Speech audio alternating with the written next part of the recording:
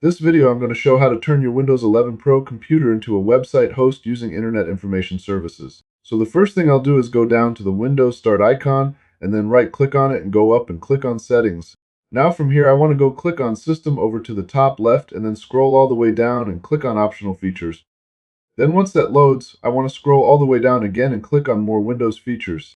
And once that window opens, I can close the optional features and maximize Windows features. Now from here, I want to turn on Internet Information Services, so I'm going to expand the node and check the box for it to load all the defaults, which I will modify a bit. So Web Management Tools I'm going to leave alone. Then the first change is under World Wide Web Services Application Development Features, and I want to turn on WebSocket Protocol. Then after that, I'm going to leave common HTTP features as is, and I'm going to uncheck Health and Diagnostics since I wrote my own logging tools, but you can also leave this alone if you want logging enabled. I also leave performance features set as they are by default, but under the security node, I'm going to turn on IP security and Windows authentication. Now I'm going to go down in the right-hand corner and click OK to apply these changes to Windows, and it will take a little time to complete the request. Then once it's finished, I can close the window so I can start customizing my desktop. So to do that, I'm going to go down to click on the Start icon, and then up to Search, where I'll start typing Internet until I see Internet Information Services pop up below. Then I'll go down and click on Open File Location, which will open up File Explorer to where I can create desktop icons. So I will right-click on the IIS Manager, then over to Show More Options and down to hover over Send To, where I can click on Desktop, which will create a shortcut. Now there are a couple more tools in here that I want on my desktop, so I'll scroll down and look for Windows Defender with Advanced Security and do the same, then up to Computer Management, which is how I like to manage users. Next, I'll close the File Explorer and then go over and change the icons around how I want them to look on my desktop. I also like to install application request routing, which I like to use for scalability, so I'll open up Chrome and type in ARR download. And I want this first link to IIS.net, so I will click on that and then scroll down to the x64 installer and click on the link to download it. Then once the progress starts, I can go back down below and click on the link that takes me to URL rewrite, which is required for ARR to work properly. So once that page loads, I need to scroll down until I see the x64 installer link to download this module as well.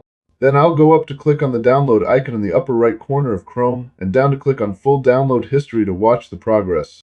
And now that they are both done downloading, I can click on the little folder icon to open up File Explorer to my downloads and delete both of the requests and close Chrome.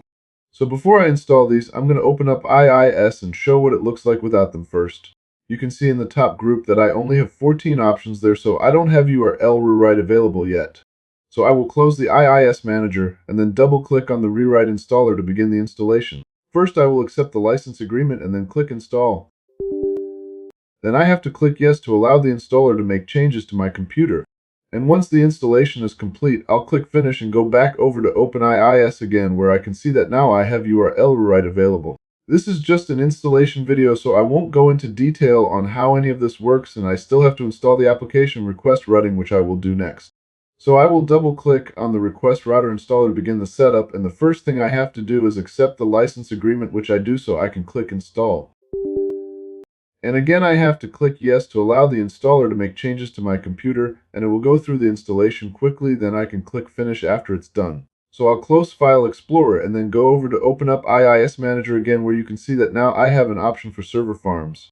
Essentially what that means is now I can use this computer to direct traffic to several other computers that all have the same website configured. Again, this is just an installation video though, so I won't be going into detail on how all of that works. Hopefully this video has helped, and feel free to ask any questions that you still may have in the comments. Thank you for watching, and please like and subscribe for more quick and on-point videos.